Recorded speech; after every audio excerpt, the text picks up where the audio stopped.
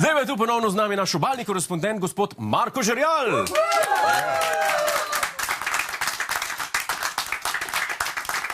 Gospod Žerjal, a ste malo dodali? Kaj? Ne, nisem se zredil, gospod Godler, kje vam to? Ja, no, pa ne vem, pa mogoče zaradi te majice zgledate nekako bolj poln.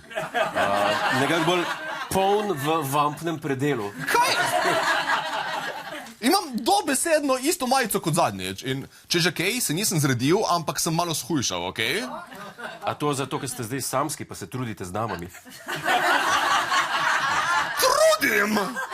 Vse da vam ne gre, vse verjamem, ste pravi žrebec za svoje leta. Kako za svoje leta, če sem mlajši od vas?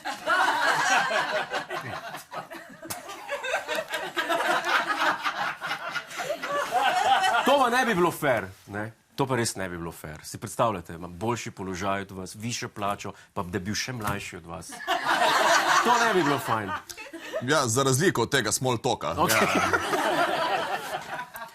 Gledalke in gledalci, tem se reče impro. Potem pa, dajte povedati, kaj ste pripravili tokrat. Predvidevam, da spet kaj povezavi z oddelkom za javno eliminacijo brezveznih izplačil. O varčevanju bova zopet govorila, ne? Točno tako, gospod Godler. In sicer tokrat sem vzel pod drobnogled NVO-je, oziroma nevladne organizacije. V Sloveniji je namreč preko 27.000 takih organizacij, ki so leta 2023 prejele preko 600 milijonov evrov javnega financiranja. To res zveni, kot bi se dalo nekaj špeha odrezati, če mene vprašate. Sploh, ker po več dnevih raziskav in kopanja meni še vedno ni jasno, kaj za vraga sploh je nevladna organizacija. Kaj niso vsa zasebna podjetja načeloma nevladna? Ker je to malo nesmiselno komu, da imamo vladne organizacije, nevladne in ostalo. Kje je tukaj logika? Kebab v centru ni nevladna organizacija, neka fundacija, ki se ukvarja z aktivno participacijo, pa je. Ne vem.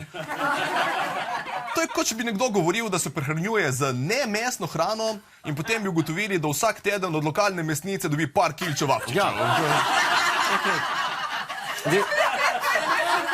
sklepam, gospod Žerjal, da ste med vsemi temi NVO-ji našli tu kakšnega taga, ki bi ga lahko prenehali financirati.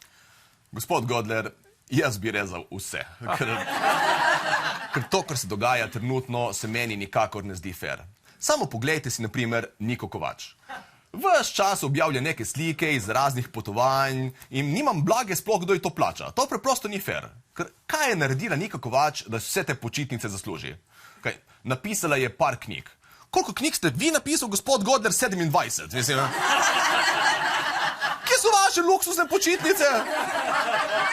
Še 2 oddaje morate voditi zraven, da pridete skozi mesec nekako.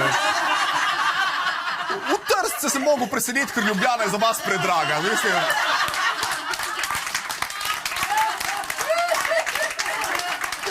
En navaden loser ste, gospod Godler, en navaden loser. Glejte, Nika Kovač živi, uživa, vi pa životarite. Jaz ne razumem.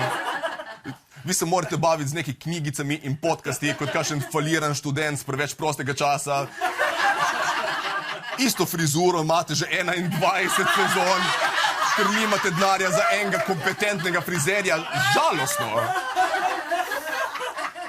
Ampak jaz sem šel v Trst zato, ker mi je Žan Papič rekel, da je Trst naš. Ja, tudi komunalne deponije so naše, pa se ni treba tam preseliti. Vam ni všeč moja frizura? Ne bi tega rekel, Zadnjič sem bil v enem domu ostarelih in en gospod imel isto. Se pravi, vse, kar mi ostane, je moj ploski seksi trebuh.